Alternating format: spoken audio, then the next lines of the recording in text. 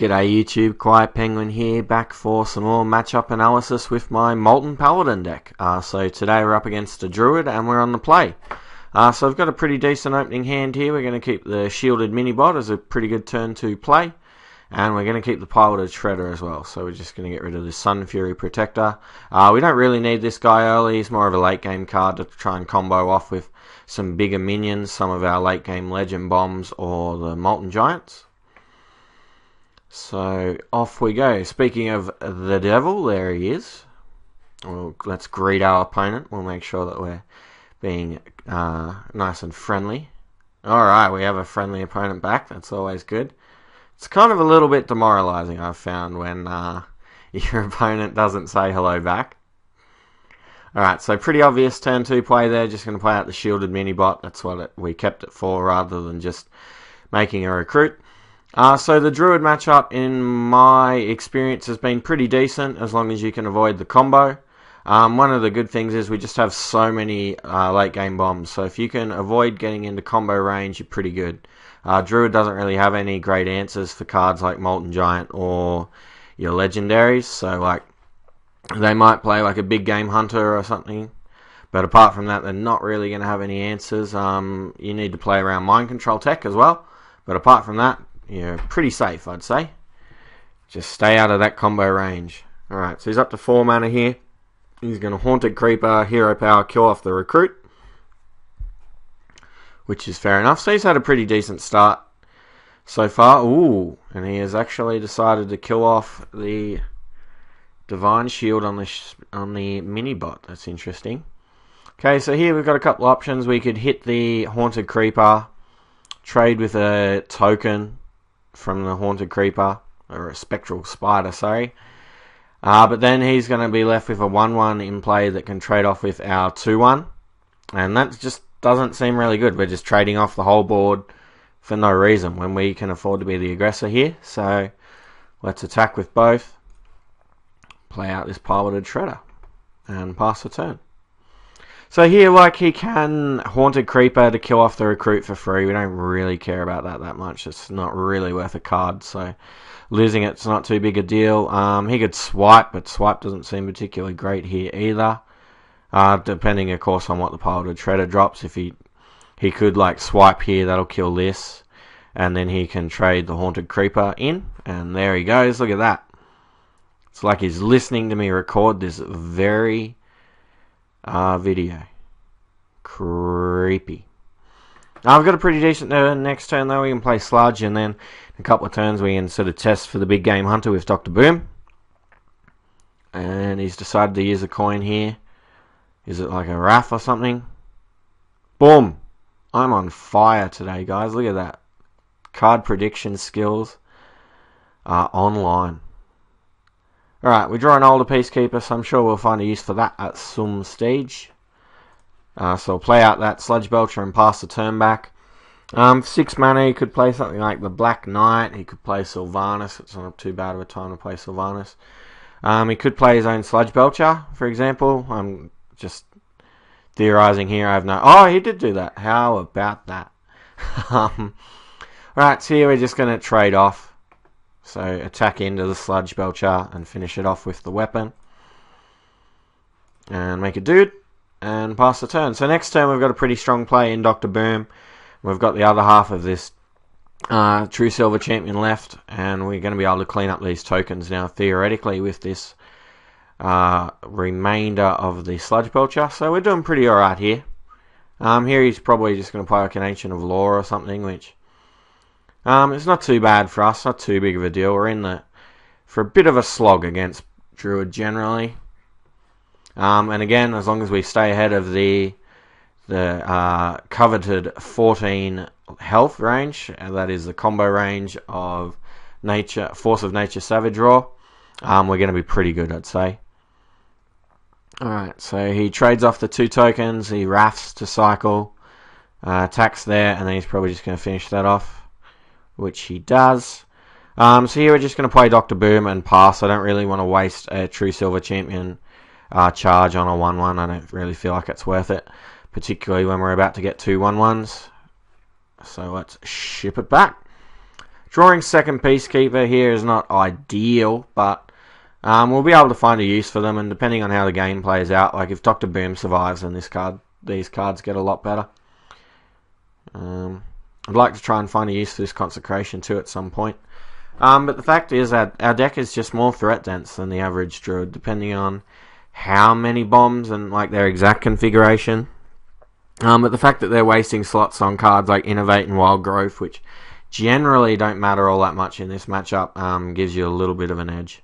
That and we're just playing some real powerhouses. Alright, so he's wasted a Savage Roar here, which probably means that's his only way of getting rid of Dr. Boom. Yep. Swipe. So that's pretty good for us. I'm pretty content with that.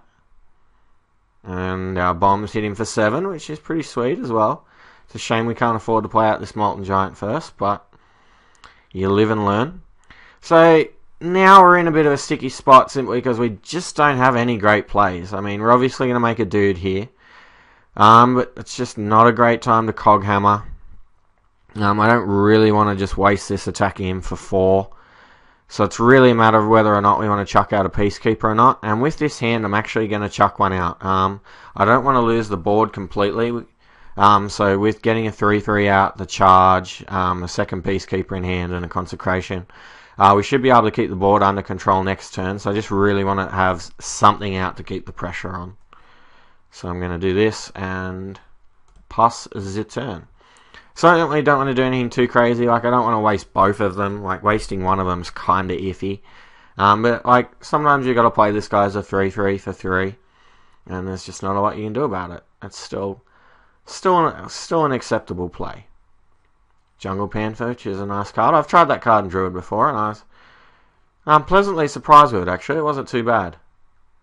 The reason I was playing it is just for the 4 attack. The fact that it can kill stuff like Spider Tank and Goblin Blast Mage against Mech Mage was really relevant. So since he's done that, I'm going to attack him for 3. I'm going to play Piloted Shredder and make a dude.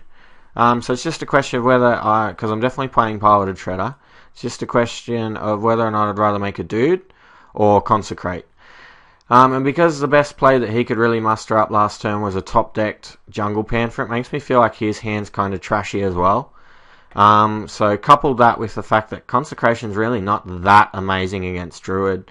If we don't have an equality in our hand, like, it's probably about the best we're going to get, and we're playing it in a pretty strong board position, and it's still a 1-for-1. So it's pretty important, guys, to sort of know when you need to get value like that and when you can sort of afford not to. And now the last interesting thing is we actually want to attack here with the True Silver Champion so that we can threaten lethal next turn with the Cog Hammer potentially. So we're going to actually bash him down there. And so that was a pretty good case there, guys, of where you need to plan out your turns in advance. So if I had an attack there, I would have actually been 1 off lethal, or 2 if he armors up this turn. So it's really worth trying to think ahead if you can and try and work out how you're going to win. Alright, so I've got a Keeper of the Grove to silence that, which is A-OK with me, and a Sludge Belcher. Alright, that guy's kind of annoying, but I can't do much about it. So Cog Hammer still pretty strong here. The Divine Shield plus the weapon's going to allow us to take that out. So it's just a matter of we could like Peacekeeper it down to 1 in order to keep a pretty strong board here. The fact that he's still got 3 cards in hand when he's used 2 Wraths, 2 Swipes, and a Savage Roar already kind of makes me feel like the cards in his hand right now are possibly Force of Nature. And then I really think the fact that he hasn't played any big bombs or something, it makes me feel like he has a Mind Control tech in hand. Now, I'm probably just like overreading the situation there, overanalyzing, but when you're in such a commanding position like this, I feel like you can afford to play around more cards. So if we were in a losing position right here, say we were dead to combo, so we were only on like 14 or something in 26 instead of 26, that's the time that you want to be taking more risks. Whereas here, I just don't feel like we need to waste the Peacekeeper. We're actually doing okay as is. We just don't really need to risk it. I feel like we'll get that biscuit either way. So instead of Peacekeeping, I'm just going to make the really obvious attacks of using the Divine Shield the weapon in there, and then killing off the slime with the Peacekeeper and keeping my hand nice. And he's still dead at any moment here, so he still needs to keep good cards coming. Alright, Wild Growth. Wild Growth makes sense for another card. He could also have Innovate in hand. That's another possibility. Yeah, it's good to try and get into these skills, guys. Even if you just want to go into the casual room and just sort of sit there. Take your time. Don't worry if you're roping each turn. Just try and work out what could possibly be in your opponent's hand. Try and practice the skill of remembering what cards he's already played so that you sort of know what to play around. Like, for example, now that I know that he's used both swipes, I could play, like, I can have multiple guys out as as like 1 health minions, like, even because I know that he's not going to get value off swipes. So yeah, just little stuff like that really helps. Alright, Power of the Wild. Alrighty. Top deck. Alright, that's a really good top deck there, actually. So here we're just going to consecrate and win the game. So originally, again, guys, we've got to make sure you're constantly evaluating the game. I was actually going to ping off this and finish it off, but we can actually just kill him.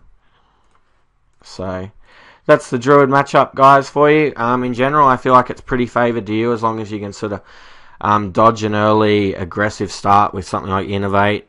As you can see, he did have the Wild Growth start there, but the fact that he just wasn't able to deal us any damage.